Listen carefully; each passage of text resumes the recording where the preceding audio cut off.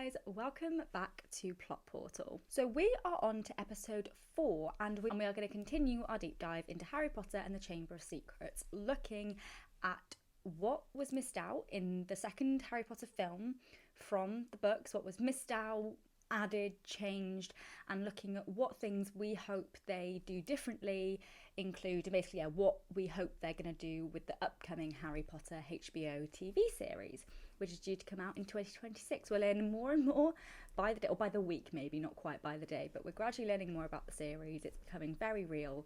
Let's continue our deep dive and look at the things we hope they include. So in part 1 we got up to the Death Day party and how that was a major thing that they completely missed out of the films, and so now we're going to move on. But one little thing that was missed out from the films is them showing how the Vanishing Cabinet broke. In the books, even though it's not like explicitly explained, this is the Vanishing Cabinet, all of that, it gives us a hint that makes sense as we get, later on in the books, when we get to Half-Blood Prince. If you were to then reread the books, it makes sense that Harry and Nearly Headless Nick are the reason why the Vanishing Cabinet breaks and why Draco has to try and fix it and everything. So Harry needs to get somewhere, and Nearly Headless Nick asks Peeves and convinces Peeves to drop a Vanishing Cabinet outside like one of the classrooms to distract the teachers so that Harry can get to where he needs to. Obviously, Peeves isn't doing it for Harry. Nearly Headless Nick just sort of winds him up and convinces Peeves to do it. And Nick is doing it for Harry's benefit, but obviously Peeves doesn't know that. And in the book it's explained that Peeves drops a cabinet and breaks a cabinet. And we later realise that that cabinet is the Vanishing Cabinet. And when Peeves drops it, he is breaking the cabinet. And that is the reason why it is then faulty later on, and why people can't, use the 2 Vanishing Cabinets properly, and why Draco then has to do all of that work to try and fix it in Half-Blood Prince. And this is something that it doesn't become apparent until you reread the books. If you read the books once, you wouldn't notice, you just think it's a cabinet. And then when you reread it, you realise, oh, well, now I know what that means. So even though the first time round it doesn't mean anything, it is quite a nice little Easter egg thrown in there. And there are other Easter eggs throughout the books that I'll come to later when we get to those books. But I think they should try and keep them in the HBO series, because even if, to people watching Harry Potter for the first time, even if it's not apparent what it means, it will be later on oh, that makes sense, and those things, and that will encourage people to rewatch. And at the end of the day, that's what HBO are going to want. They want people to rewatch the series. They don't want people to watch it once and that's it. They want it to last a long time. They want it to be timeless for people to keep wanting to go back and watch it. So they should make sure they include Easter eggs like the Vanishing Cabinet, us seeing it being broken before we really know what significance that's going to have. They should make sure they include that, because those Easter eggs are what is going to make the series almost better the second time it's watched, and it's going to make people want to re-watch it, which is going to be a key thing for them. The next thing that is missed out in the films is about Filch. So I've already explained in I think it was episode 2 of the podcast that in Philosopher's Stone, one of the things that is missed out is an explanation of what a squib is. We find out Filch is a squib, but we don't learn what that means. And this continues in Chamber of Secrets. So in the books, Harry is in Filch's office because he was caught doing something, and Filch is right, I've got you this time, I'm gonna give you detention, all of that. And Harry's oh no, this is so bad, I'm gonna get I've already been caught so many times. Filch has to go out because, sorry, that's just reminded, that is actually when Nearly Headless Nick asks Peeves to throw the Vanishing Cabinet, because it's to distract Filch so that Harry can get out of detention. Sorry, I've just remembered that. And when Harry is in Filch's office, he notices an envelope that is about a quick spell course, and it is basically a course for squibs to try and teach them how to use really basic spells and magic. Obviously squibs can't do magic, but it's just teaching them basic things that they would be able to do. And Filch comes in and notices that the envelope's been moved, and so can tell that Harry has looked at it, and he's gets all flustered, is really embarrassed, and just tells Harry to go, and so Harry gets away without any punishment. But again, it's just giving that extra explanation as more about Filch, just giving a bit more backstory to him, get a bit more depth to his character, and also letting us know even more what a squib is, and that, oh look, squibs actually can learn magic. They can learn basic magic, just learning more about the wizarding world that we don't learn in the films. They miss that out. There is a deleted scene that shows Filch dropping the envelope and Harry or Ron picks it up. So there is that deleted scene that you can find online. So it was something they filmed, but they didn't include. And I think I understand actually why they didn't include it, because there's no context to the scene. There's no context as to what it means, what the envelope is. It's a very weird standalone thing that you'd understand if you read the books, but if you hadn't, it actually wouldn't make sense. So I do understand why they took that scene out. But I really hope they include it in the HBO series, that they include that extra little bit of depth to Filch's character with the quick spell course, and that generally, and this will be across sort of all the seasons, that they give more explanation in backstory as to what a squib is. Next, we're going to look a little bit at Lockhart. So there's quite a few things that are missed out with Lockhart's character, Lockhart and Harry's relationship. So in the books, there's this ongoing thing in Chamber of Secrets where Lockhart is like making fun of Harry and teasing Harry because Colin Creevey keeps asking him for his autograph, and it seems that every time he asks him for it, Lockhart seems to be there and it's like, oh, Harry, you can't let it get to your head, you can't be going around giving out autographs. And it ends up being that Draco's always nearby and is like, Harry's, getting too big for his boots, all of that. And it's just an extra little, again, just extra sort of depth and detail into the relationship, into that dynamic. And it makes you even more infuriated with Lockhart, because I can't stand Lockhart. He's one of my least favourite characters. I think you're obviously meant to not like him. And I think the film actually only just brush on that. In the books, you hate him even more. He's even more irritating. So I think in the HBO series, because they'll have more time to work with, I think they can, go into more detail with Lockhart's character even more and make him even more unlikable. Maybe make him on par with like Umbridge unlikable. Because there's things as well. So there's all that sort of dynamic with Harry and Lockhart and him making fun of him about autographs and stuff. And also Lockhart trying to demean Harry because he doesn't want Harry to outshine him. There's things where in the first Defence Against the Dark Arts lesson that he teaches, the first thing he does is make them all do a test on him. That's like, what's Lockhart's favourite colour? What's all of this? All about him, really. Obviously self-absorbed, self-obsessed.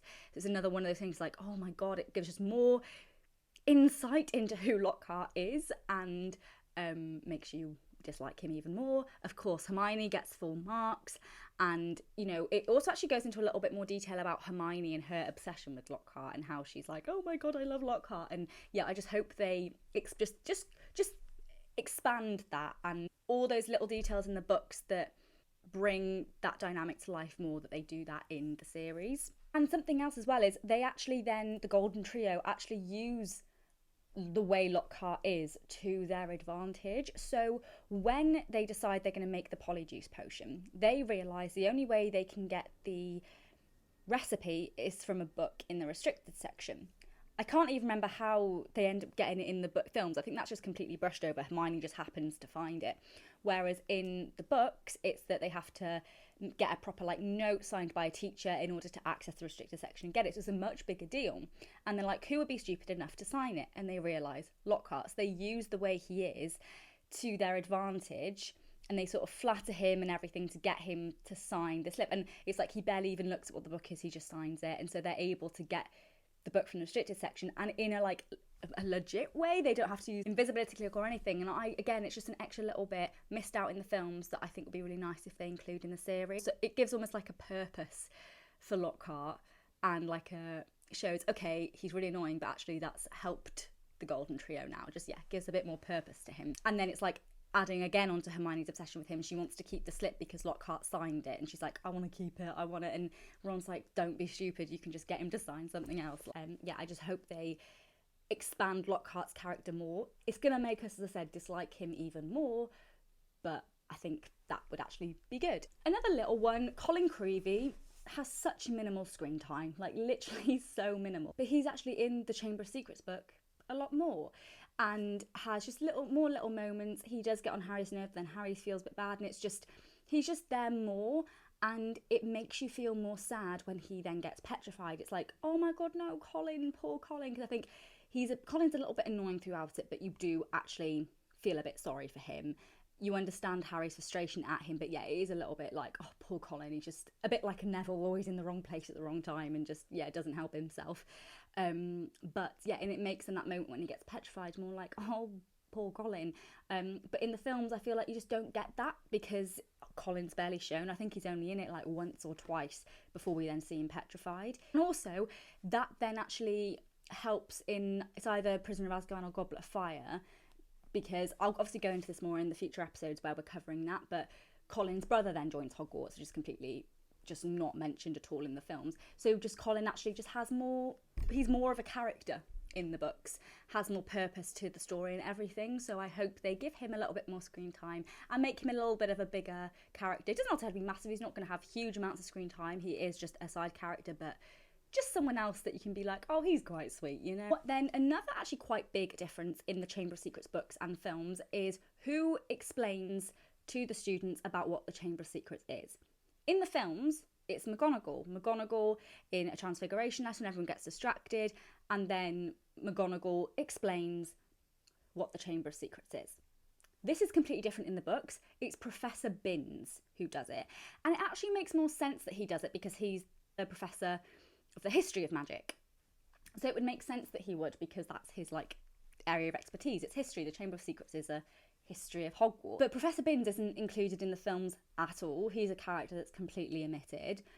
And yes, okay, he doesn't have huge sort of moments in the books. His main moment is the fact that he's the one that explains what the chamber is. But I just hope they include him, because as I said in previous episodes, if they don't, I don't get the point in the series. If they're not going to make those differences and include those things that the film missed, then like what's the point? So I do hope that they include Professor Binns and that they do make him be the one to explain the Chamber of Secrets, because the other thing that's quite interesting is the fact that all the students really don't like their history of magic lessons. They're really boring. Professor Binns has a really like drony voice. It's really just not engaging. You know, even Hermione struggles to be like engaged in the lessons. But when he starts talking about the Chamber of Secrets, they all perk up and suddenly pay really close attention. And it just shows again that like they're all really intrigued about this, and shows the importance and the significance of the Chamber of Secrets. Now, going back to the Polyjuice potion, so we now know that they find out the recipe in a different way to what's shown in the films. But also, do you notice they never really explain in the films how they get all the ingredients? I think there might be like a mention or two of that that they had to steal them and stuff. But it's not really mentioned, and the fact I can't even remember if it's mentioned, I think shows it probably wasn't. But in the books, again, there's a scene and it's just made a bigger deal. And it also adds a little bit more depth to Hermione's character, because Harry, Ron and Hermione are in potions class together, and they make this plan where they get dung bombs. I can't remember where they get them from, but they get dung bombs, I think it is, and Harry sets them off. And then Hermione goes into Snape's like personal stores and steals the ingredients they need for the Polyjuice potion. And it's like, that is so like not a Hermione thing to do. Like it is, obviously later on when she's like, oh, I love breaking the rules. Like it becomes much more of a Hermione thing to do in the films, but it takes longer for that to develop in her character. Whereas in the books, we get inklings of that sooner. And I think we see more in the books of why Hermione is Gryffindor and not Ravenclaw. And I think that's one of the things. Like, she's very clever, but she is brave. She will break some rules if it's for the right reasons and everything like that. So even though that might seem like only a little scene and it might seem insignificant, like, oh, it's just showing them getting the potions, like, it just, again, builds Hermione's character a bit, and like Snape's suspicious of it, so it's just again just more dynamic, just giving a little bit more depth into all those scenes, and just explains it more, because it is a little bit of like a almost plot hole that's like, how have they just managed to get all of these ingredients? Like how have they managed that? How have they managed to get the recipe and the ingredients without being noticed? And in the books it addresses it, and we understand how they've been able to do all this process not spotted, because it's very risky. In the films, it's like, this just seems like they're just doing it out in the open. How have they not been spotted? And it, almost creates a bit of a plot hole, whereas in the books, we follow them on that journey, so we completely understand how they've been able to get away with it. So I hope they include that in the series. Another very, very little detail, but I just find it quite cool, is a little detail about the common room, specifically about the Gryffindor common room. This literally is like so random, but the fact that you have the girls' dormitories and the boys' dormitories. If the boys try to go in the girls' dormitories, the stairs turn into a slide to force them down so they don't go in the dormitories. Tiny detail. But I love it. I just love learning more about Hogwarts, about the castle, about the magic in the castle and everything. And yeah, it's only a little thing, but I just hope they include little details like that, and maybe they'll probably add some in. And I think things like that, that's fine if they want to add in some little bits of magic and some things about the castle. And I think, yeah, go for it. It'll just make it all seem so much more like just fun and expand the world, make us more invested. Now we're going to start looking more into like when all the events happen with the Chamber of Secrets and everything. So first, obviously, at the end, we find out that it's Ginny that has been doing it, obviously not purposefully and not intentionally. But in the books, Ginny actually tries to confess multiple times. She tries to tell Harry, Ron, and everyone that it's her. She tries to be like, look, these things keep happening. I keep waking up and, you know, have the blood on her hands from writing on the wall and all different things like that. And those little hints in the book, it's like, oh, something's off with Ginny. Like, you notice something's going on with her. You don't know what it is, but it's, again, little bits of, like, little clues. This is something that's featured in previous episodes. Little foreshadow moments, just little clues that are peppered in the books that later on you're like, that makes sense. All of that before now makes sense. Whereas in the films, you don't have as much of that. You definitely don't have Ginny trying to confess, or even really her looking that worried or anything, or more worried than everyone already is because of the chamber being open. So that's something I hope they include, just more of those little like clues that later on you're like, that makes sense now. And also to get people guessing, people that haven't read the books before, haven't seen the films, get them guessing whilst they're watching what they think is going to happen, because that's what sparks conversations, sparks debates, gets people talking about the episodes in the series, will be if they can make people really think about it and guess what's going to happen. Something else completely not explained in the films. So when it's written on the wall, chamber is open, enemies of the air beware, they say it's written in blood, and they never explain what blood it is. And I realised that's so sinister. They just put that in, it's written in blood, and they never explain what the blood is. Like, it's only if you've read the book or if you Google it, you realise the blood is pheasant blood. Because, so basically, this is another thing that's missed out. Information about the basilisk, and the fact the only thing that the basilisk is afraid of is the crow of a rooster, and like pheasants. There's like a line in a book when they read about the basilisk that tells them that. But that's completely missed out in the films, which first, even though it's not necessarily needed, is extra detail on the creature. It's just giving us extra information about the wizarding world, about the creatures, again, just getting us more immersed and just giving more detail to the wizarding world. But then it makes sense. Okay, so there were those pheasants that the basilisk was afraid of.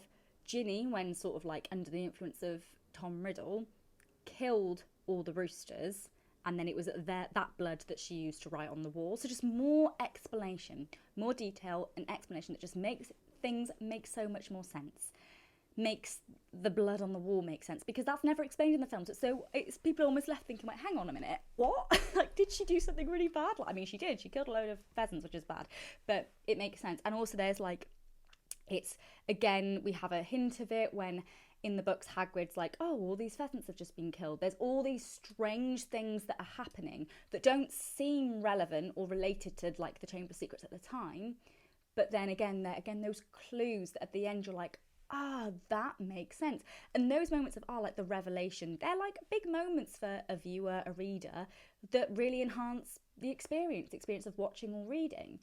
And in the films, we have less of that because there aren't really those clues, or really as obvious clues. And I know sometimes you don't want things to be obvious, but if they're really not obvious, then you don't have it's just like, oh wow, okay, wasn't expecting that. But it's actually quite nice when you can go back and think, that makes sense now. And as I said, when you can predict, theorise, have those discussions thinking about what you think is going to happen and trying to piece together those clues. So yeah, if they could include those extra bits about the basilisk being afraid of pheasants, about the pheasants being found dead, then obviously later it being discovered that the blood on the wall was the blood of the pheasants and Ginny had killed them, all of that would just enhance all of it so much more, add more detail, prevent there being any plot holes. Then this has actually been a theme in a couple of the episodes now about ways that Ron is dumbed down and isn't shown to be that clever in the films, whereas in the books he has much more moments in the spotlight, much more moments where he discovers things, he is seen as being clever. Another one of those moments that is taken away from him in the films is the fact that he recognises the name Tom Riddle. So after Harry writes in the diary and it talks back to him and it says Tom Riddle, Harry obviously tells Hermione and Ron about it. And then Ron's like, oh, I recognise that name. I had a detention because after the whole flying car incident, Ron's detention was to clean the trophies in the trophy room. And he had one of his detentions after he was like vomiting slugs. And he says, oh yeah, I was cleaning a trophy because I'd thrown up slugs on it, so I had to clean it again. And it was an award for special services to Hogwarts, and it was for Tom Riddle. And this little bit serves as two purposes. One, it's showing Ron as being very, clever, on it, aware. He's like, yeah, I know that name. I've seen it. It's like, oh, that's something new. That's something for us as readers, as viewers, to store, to put in our mind, and because that's clearly relevant. Okay, he was a student at Hogwarts. Is what makes them realise he must have been quite, significant. And the fact it's Ron that finds that out, it's like, yes, Ron, you go, Ron. Whereas they just take that out of the films. It's like, that's a bit rubbish. So I hope they include that, so that it just gives Ron a little bit more, time in the spotlight, but also because that trophy itself is really relevant and related to all the events that are happening at Hogwarts. Tom Riddle gets the trophy for the special services at Hogwarts because he finds the person who opens the chamber. He turns Hagrid in, is basically put down to be the person who saved Hogwarts, closed the chamber, put the person responsible in Azkaban. Obviously, he was completely wrong and was lying through his teeth, and it was him the whole time, but he blamed Hagrid and did all of that to save himself. But obviously people at the time didn't know that, and so they thought Tom Riddle had saved the day, and so he got that trophy. And it is then later on in the book explained that he got that trophy because of all these things. So again, it's just more backstory. It's another clue as well. We learn about the trophy, but we don't know its significance. We can sort of guess what the significance is. So again, another clue that we can have that makes sense at the end, which we don't get in the films. And just more backstory and detail into Tom Riddle, into his past, into his life at Hogwarts, so we can gradually piece more and more together about him. So I really, really hope they include that in the HBO series. So another thing that's missed out is something related to Percy. So in the Chamber of Secrets book, Percy acts quite strange. No one really knows why. They're like, yeah, he keeps just being in his room. He's not leaving his room. He's being really quiet. We think he's just obsessed with work and all of that. And then it comes out that he's got a girlfriend and he's dating Penelope Clearwater. And it's like, brilliant. A little bit more depth to Percy. And just, giving us a little bit more insight into one of the Weasley brothers, which I think is great. The more we can learn about the characters, the more detail we can get about each of them, great. And also then when they break up, I think later on it's like, is that a reason why he goes a little bit off the rails, all that sort of thing. So again, just adding more explanations and more depth to his character. But also something that's missed is when Hermione gets petrified in the books, Penelope Clearwater also gets petrified. Hermione and Penelope are petrified together. Because what's never explained in the films is why Hermione happens to have a mirror. It's sort of put down to being, she just knew the basilisk going around, so she walked around with the mirror. And she was doing that, but the mirror was actually Penelope's mirror. She's in the library with Penelope, and she's like, look, I think we need to be careful because of all this, and Hermione sort of helps Penelope and uses her mirror to navigate Hogwarts so they don't get killed. And then it's Hermione and Penelope together who get petrified. Hermione is basically going ahead of Penelope, using the mirrors. Penelope's behind her, also looking in the mirrors. And they both, therefore, in the same mirror at the same time, get petrified by the basilisk. And then it's like Percy's beside himself. He, is all even more stressed because I think at that point we don't know it's his girlfriend. Because that's not revealed until the end. So he, again, goes even more a bit unbearable, but also just hiding away and all that sort of thing. Everyone's like, what's going on with him? And it's because he has a girlfriend who has just been petrified. So just giving that more depth into Percy's character and just gives more insight into his tendencies. So then later, when he suddenly goes off the rails, it makes more sense and it's not out of character. We're like, do you know what? Unfortunately, sort of expected that, not surprised. Whereas in the films, I mean, this will come again in a later episode, but A, it's never explained fully that Percy's like betrayed his family, but also it's never really explained why, or there's no run up to it, whereas in the books there's more run up. And I think Chamber of Secrets and everything he goes through with coming to terms with his relationship and his girlfriend being petrified is just, it just again gives more backstory to Percy and just gradually starts that run up to his journey. Yeah, I think the fact they just completely miss the fact someone else gets petrified, bizarre. So I really hope they include that in the series. And once again, as I keep saying, if they don't include it, I really don't see the point in the series. And then finally, just little, this is more of like a little fun fact really, but at the end of the Chamber of Secrets film, this is something that has always annoyed me. The fact that Lucius goes to use Avada Kedavra on Harry. Because Harry loses Lucius his house elf, Lucius goes to use the killing curse on him. And I've always thought that's so extreme that he would go to use Avada Kedavra on a second year student, a like 13 or 14-year-old, because of losing his house elf. But also, if he'd have done that and then Dobby hadn't have been there to save Harry, that would have just ended Harry Potter right there. No more Harry Potter films, books, anything. No, all done. But the reason that was in there, it wasn't actually meant to be. So that doesn't happen in the books at all. I think Lucius just goes, like, just brings out his wand. It's never said what spell he's going to use. I think he was just going to use like a stupefy or something like that. It wasn't going to be anything fatal. But the reason why it's in the films is actually because of the actor. So Jason Isaacs, who plays Lucius Malfoy, forgot his line. And Avada Kedavra was the only spell he knew. So that's why he goes to say it, because he forgot his line. It was the only thing he could think of. So he goes to say it, not realising, this might seem a bit odd. But they kept it in. They didn't make him refilm it. So it's like, why? I think they should have made him refilm it. I love Jason Isaacs. I think it's brilliant ad-lib, but I actually think it's quite... leads to, again, potential plot hole, raises more questions than it should. It's like, well, why was he going to kill him? That would have changed everything. It's just like, yeah, it just doesn't fit and doesn't work. So I think they should have refilmed it and taken that out. So yeah, in the HBO series, I hope they don't copy that ad-lib and I hope they stay true to the books and not make Lucius Malfoy about to murder Harry at the end. That is everything for the Chamber of Secrets deep dive, looking at the things we hope they include in the HBO series.